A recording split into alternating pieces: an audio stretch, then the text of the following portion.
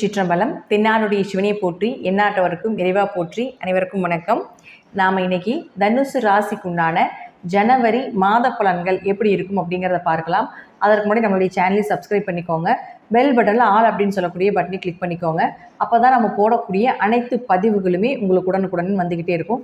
நம்ம சேனலில் நிறைய ஆன்மீகம் சம்மந்தப்பட்டது, ஜோதிடம் சம்மந்தப்பட்டது, வழிபாடுகள் சம்மந்தப்பட்ட, பரிகாரங்கள் சம்மந்தப்பட்ட எல்லாமே கொடுத்துட்ருக்கோம். அதையும் நீங்கள் பார்த்து பயன்பெறுங்கள். தனுசு ராசியை பொறுத்த வரைக்கும் பார்த்துட்டிங்கன்னா, ராசி அதிபதி ரோகிணி நட்சத்திரத்தில் வக்ரம் பெற்று உங்களுக்கு இருக்கிறார். 6ஆம் இடத்துல இருக்கும் பொழுது கடனோ நோயோ, நோய்க்கு செலவு பண்ணுறதோ, மருத்துவ செலவுகளோ மீண்டும் மீண்டும் மீண்டும் ஏதோ ஒன்று வந்துக்கிட்டே இருக்கும் அப்படிங்கிற அமைப்பு உண்டு. ஒரு மன நிம்மதியோ, ஒரு சுகமே இல்லைங்க, உடம்பு மனசே நிம்மதியே இல்லைங்க, வீட்டில் பிரச்சனை, வேலையில் பிரச்சனை, எங்கே போனாலும் இந்த தனுசு ராசிக்கு மட்டும் இப்படியே தான் இருக்குமா, ஏழரை சனி முடிந்தாலும் எங்களுக்கு நிம்மதி இல்லைங்க அப்படின்னு சொல்லக்கூடிய ஒரு அமைப்பு தான் தனுசு ராசிக்கு இந்த காலகட்டங்கள் நடக்கக்கூடிய ஒரு விஷயம். இருப்பினும் 8ஆம் அதிபதி உங்களுக்கு சந்திரன் யாருன்னா 8குடையவர். அப்போது ரோகிணிங்கிறது சந்திரனுடைய நட்சத்திரத்தில் உங்களுடைய ராசி அதிபதி வக்ரம் பெறும் பொழுது கொஞ்சம் அவமானங்களோ, கொஞ்சம் ஏதாவது ஒரு பண இழப்புகளோ, தேவையில்லாத ஒரு மருத்துவ செலவுகளோ இருந்து கொண்டே இருக்கும். பிப்ரவரி மாதம் 4ஆம் தேதி வரைக்கும், இந்த மாதம் முழுவதும் அப்படித்தான் இருக்கும். அதில் உடல்நிலையில் கொஞ்சம் கவனம் செலுத்தி பார்த்துக்கோங்க அப்படிங்கிறது தான் உண்மை. அடுத்தது பாருங்கள், உங்களுக்கு சுக்கிரன், அது மட்டும் பாருங்கள், உங்களுடைய ராசிக்கு சுக்கிரன் யாருன்னா 6 மற்றும் 11ஆம் அதிபதி. இந்த சுக்கிரன் அப்படின்னு சொல்லக்கூடியவர் 2 மற்றும் 3ஆம் அதிபதியாக இருக்கக்கூடிய சனி பகவானோட சேர்ந்து 3ஆம் இடத்துல பிரவேசம் செய்கிறார் இந்த மாதம் முழுவதும். பொதுவாக 3குடையவர் 3ல் இருந்தால் கடுமையாக முயற்சி பண்ணி ஜெயிக்கிறது அப்படிங்கிறது ஒரு உண்மை. அதே போல் பண வரவு ஏதாவது ஒரு வழியில் வந்துடும், பணத்துக்காக கடுமையாக முயற்சி செய்வாங்க. அதுவும் ஒரு முறைக்கு பல முறை செய்தால் தான் அது வரும் அப்படிங்கிற அமைப்பு தான் அந்த சனி பகவானுடைய அமைப்பு. 2, 3குடையவர். அப்போ அவரோட சேர்ந்து 6 மற்றும் 11ஆம் அதிபதி சேரும் பொழுது நிறைய இந்த சனி சுக்கிரன் சேர்க்கை அப்படிங்கிறது பண வரவுக்குண்டான சேர்க்கை.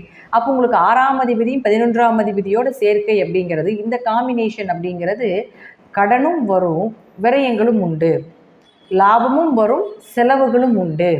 அதிக லாபத்தையும் கொடுக்கும், அதற்கு ஈக்குவலாக ஏதாவது ஒரு விரயத்தையோ அல்லது ஏதாவது தேவைகளையும் பூர்த்தி பண்ண வேண்டிய ஒரு சூழ்நிலைகளையும் ஏற்படுத்தி கொடுத்து விடுவார். 6ஆம் அதிபதி 3ல் இருந்தால் உங்களுக்கு வேலைக்காக ஏதாவது முயற்சி செய்கிறீங்க, வேலைக்காக வெளிநாடு வெளியூர் செல்றதுக்காக ஏதாவது முயற்சி பண்ணுறீங்க அப்படின்னா அதை கடின உழைப்போடு செஞ்சீங்கன்னா கண்டிப்பாக நடக்கும். ஏன்னா சனி கூடுறதுனா சனி தான் கடின உழைப்பாளின்னு அர்த்தம். அப்போ எந்த அளவுக்கு தனுசு ராசிக்காரர்கள் இந்த மாதம் கடினமாக உழைக்கிறீங்களோ அந்த அளவுக்கு கடினமான பண வரவுகள் வரும். சனி சுக்கிரன் சேர்க்கை பண வரவுக்கு உண்டான சேர்க்கை, நிறைய சேர்க்கைகள் இருக்குது. இதில் இயற்கையாகவே பண வரவு எப்பொழுதுமே இருக்கக்கூடிய சேர்க்கை அப்படிங்கிறது சனி சுக்கிரன், அது உங்களுக்கு சேர்ந்துருக்குது. அது அவர் சுக்கிரன் லாபஸ்தானாதிபதியாக சேர்ந்திருக்கிறது மிகப்பெரிய ஒரு யோகம். அப்போ இதையே நீங்கள் பயன்படுத்திக்கிட்டீங்கன்னா கொஞ்சம் ஹார்ட் எஃபர்ட் போடுங்க. அதனால் கொஞ்சம் உடம்பு தளர்வுகள் ஏற்படும், கொஞ்சம் மனசு கொஞ்சம் வேதனைகளாகத்தான் இருக்கும். ஆனாலும் நீங்கள் எதிர்பார்த்த பணவரவை விட மிகப்பெரிய ஒரு வளர்ச்சி அப்படிங்கிறது நிச்சயமாக ஏற்படுத்தி கொடுத்து விடுவார். அடுத்தது செவ்வாய். இந்த செவ்வாய் அப்படின்னு சொல்லக்கூடியவர் யாருன்னு பார்த்துட்டிங்கன்னா 5 மற்றும் 12ஆம் அதிபதி. இந்த 5ஆம் அதிபதியான செவ்வாய் உங்களுக்கு 8ஆம் இடத்துல வக்ரமாகிறார், நீசம் பெற்று வக்ரமாகிறார். அப்போ குழந்தைகளுக்கும் ஏதாவது ஒரு மருத்துவ செலவுகளோ, ஒரு விரயங்களோ, அல்ல குழந்தைகளோடு சேர்ந்து ஏதாவது சுற்றுலா போயிட்டு வர வேண்டிய ஒரு சூழ்நிலைகளோ அப்படிங்கிறது உண்டு. பெருசாக நம்ம உள்ளே கொஞ்சம் நெகட்டிவாக தான் எல்லா கிரகங்களும் இந்த மாதம் இருக்குது அப்படிங்கிறதுனால பெருசாக நீங்கள் அதை யோசிக்க வேண்டியதே இல்லை. கொஞ்சம் ஹார்ட் எஃபர்ட் போட்டு என்ன பண்ணீங்களோ அது உங்களுக்கு சக்ஸஸாக இருக்கும். செவ்வாய் அடுத்தது பாருங்கள், உங்களுடைய ராசிக்கு 7க்கு வந்துடுறாரு 21ஆம் தேதிக்கு மேலே. அப்போ 5குடையவர் 7க்கு போயிடுற ஒரு 20ஆம் தேதி வரைக்கும் மட்டும்தான் உங்களுக்கு நிறைய ப்ராப்ளம் வருமே தவிர 21ஆம் தேதிக்கு மேலே 5, 7 தொடர்புகள் எல்லாமே பண வரவு, திருமண வரன், குழந்தைகள்னால பெருமை அடையக்கூடியது, வீட்டில் குழந்தை ஏதாவது மழலை சத்தங்கள் கேட்பது, திடீர் அதிர்ஷ்டங்கள், குல தெய்வத்தினுடைய அனுகிரகம், எதிர்பார்த்த திருமண வரன் அமையிறது, நீங்கள் எந்த இடத்துல எதிர்பார்க்குறீங்களோ அதோட நல்ல வரனாக அமையிறது, இதெல்லாமே நிச்சயமாக ஏற்படுத்தி கொடுப்பார். அதே போல் உங்கள் குழந்தைகளுக்கு ஏதாவது திருமண வரன்களையும் ஏற்படுத்தி கொடுப்பதற்குண்டான வாய்ப்புகளும் உண்டு அப்படிங்கிறது 21ஆம் தேதிக்கு மேலே. அப்போ உங்களுடைய பிளானிங் எல்லாமே நீங்கள் 21ஆம் தேதிக்கு மேலே தான் வச்சுக்கணும். 20ஆம் தேதி வரைக்கும் கொஞ்சம் பொறுமையாக என்ன இருக்குதோ அது கடினமான உழைப்பை போட்டு அதில் சம்பாதிக்கிறதுக்கு உண்டான வாய்ப்புகளோ, அதில் எப்படி சேர்த்தலாம் அப்படிங்கிற வாய்ப்புகளை மட்டும் நீங்கள் எடுத்துகிட்டு 21ஆம் தேதிக்கு மேலே உங்களுடைய சந்தோஷம், உங்களுடைய பிளானிங், உங்களுடைய சுற்றுலா, குடும்ப தேவைகள் இதெல்லாமே 21ஆம் தேதிக்கு மேலே நீங்கள் வைத்துக்கொள்ளும் பொழுது அது சக்ஸஸாக இருக்கும் அப்படிங்கிறதா உண்மை. அடுத்தது சூரியன். இந்த சூரியன் அப்படின்னு சொல்லக்கூடிய பார்த்துட்டிங்கன்னா 9ஆம் அதிபதி. இந்த 9ஆம் அதிபதியான சூரியன் உங்கள் ராசியிலே இருக்கிறார். அப்போது எவ்வளோதான் பிரச்சனைகள் வந்தாலும் தெய்வத்தினுடைய அனுகிரகம் உங்களுக்கு உண்டு 14ஆம் தேதி வரைக்கும். அடுத்தது பாருங்கள், 14ஆம் தேதிக்கு மேலே 2ஆம் வீட்டுக்கு போவார். அப்போது 2வது வீட்டுக்கு போகிறப்போ பண வரவு, பூர்வீக சொத்தில் ஏதாவது பண வரவு வர்றது, அப்பா மூலமாக உதவிகள் கிடைப்பது, உயர்கல்வி படிப்பதற்குண்டான நோக்கங்கள், அதில் நல்ல பெயர் புகழ் எடுப்பது, உங்களுடைய பேச்சுக்கு ஒரு மரியாதை கிடைப்பது, இதெல்லாமே உங்களுக்கு பார்த்துட்டிங்கன்னா புதன் உங்களுக்கு சூரியன் 14ஆம் தேதிக்கு மேலே போனதுக்கப்புறம் நிச்சயமாக நடக்கும் அப்படிங்கிறதுலேயும் மாற்றம் கிடையாது. ஏன்னா புதனும் கூட சேர்ந்திருக்கார். புதன் யாருன்னா உங்கள் ராசிக்கு 7 மற்றும் 10ஆம் அதிபதி.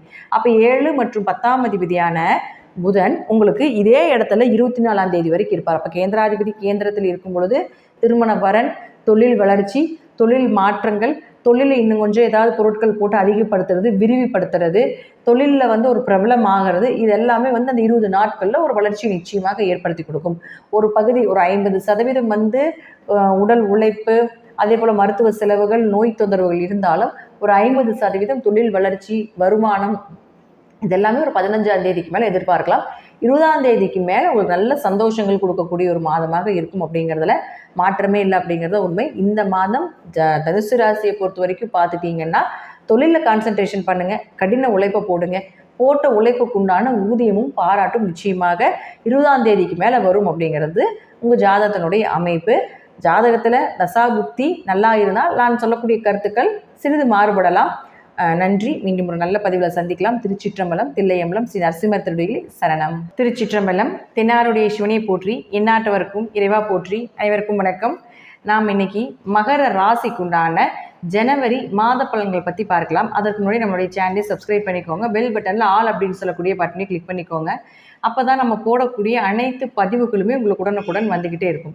மகர ராசியை பொறுத்த வரைக்கும் பார்த்துட்டிங்கன்னா இந்த மாதம் ஜனவரி மாதம் உங்களுடைய ராசி அதிபதினு சொல்லக்கூடியவர் 5 மற்றும் 10ஆம் அதிபதி, உங்களுடைய அதிர்ஷ்டம் மற்றும் தொழிலை கொடுக்கக்கூடிய சுக்கிர பகவானோட சேர்க்கை. பாருங்க, சனி சுக்கிரன் சேர்க்கை அப்படிங்கிறது இயற்கையாகவே பண வரவுக்கு உண்டான ஒரு காம்பினேஷன். நிறைய சேர்க்கைகள் இருக்குது. சனி சுக்கிரன் அப்படிங்கிறது ஒரு வகையான பண வரவுக்கு உண்டான சேர்க்கையை ஏற்படுத்தி கொடுக்கும். அதனால அதுவும் மகர ராசிக்கு பார்த்துட்டிங்கன்னா உங்களுடைய ராசி அதிபதியும் 2ஆம் அதிபதி பண வரவு கொடுக்கக்கூடிய கிரகமே உங்களுக்கு சனி பகவான் தான். உங்களை இயக்கக்கூடிய கிரகங்களும் சனி பகவான் தான். அவர் 5ஆம் இடம்னு சொல்லக்கூடிய அதிர்ஷ்ட ஸ்தானாதிபதியோடு சேர்ந்து நிற்கும் பொழுது இந்த மாதம் உங்களுக்கு மிகப்பெரிய அதிர்ஷ்டம் காத்து கொண்டிருக்கிறது. ஏதாவது ஒரு வழி வகையில் பண வரவு அப்படிங்கிறது நிச்சயமாக கிடைக்கும்.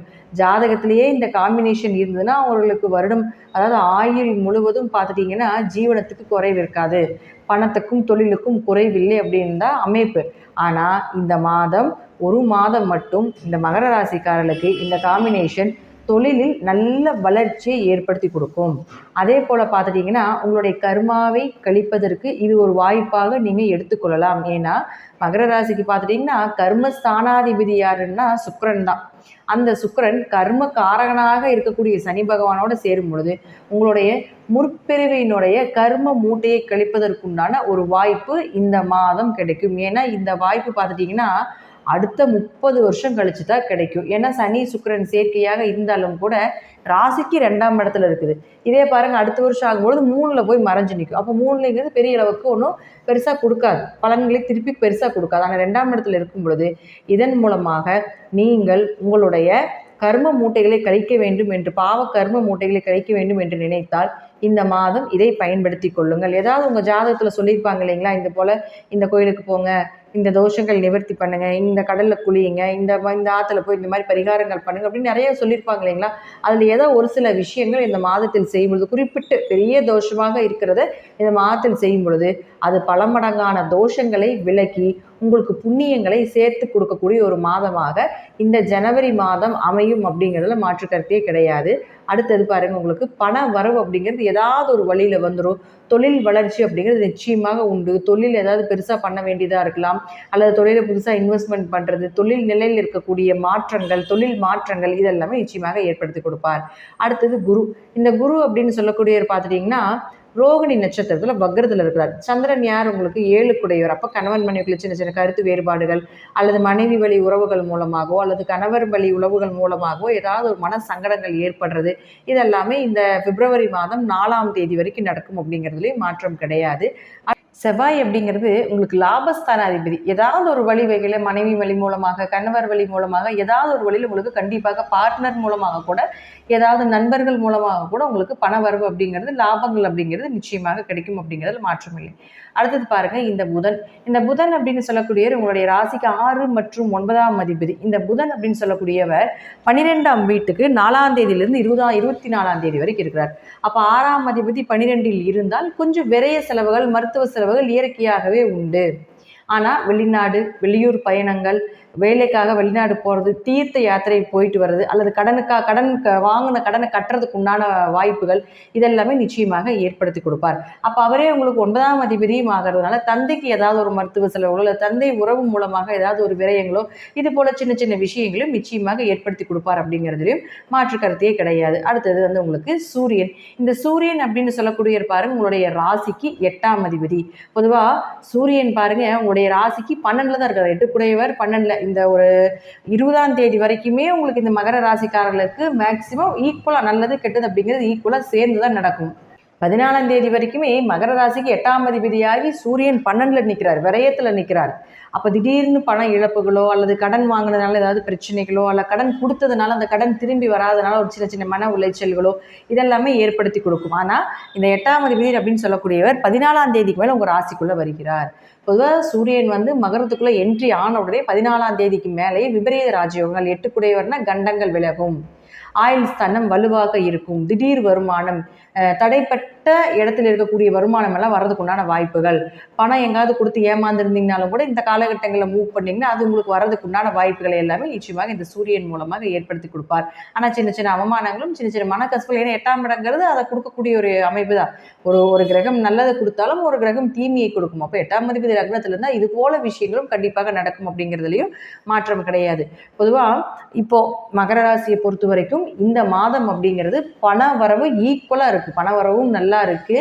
அதே போல் செலவுகளும் கொஞ்சம் ஈக்குவலாக வர மாதிரியும் சின்ன சின்ன அலைச்சல் பயணங்கள் கொஞ்சம் அவமானங்களும் இருக்கிறதுக்கு உண்டான வாய்ப்பு இந்த மாதம் இருக்குதுங்கிறது தான் இந்த மகர ராசிக்கு உண்டான பலன். உங்கள் ஜாதகத்தில் தசாபுத்திப்படி நான் சொல்லக்கூடிய கருத்துக்கள் சிறிது மாறுபடலாம். நன்றி. மீண்டும் ஒரு நல்ல பதிவில் சந்திக்கலாம். திருச்சிற்றம்பலம், தில்லையம்பலம், ஸ்ரீ நரசிம்மர் திருடிகளே சரணம்.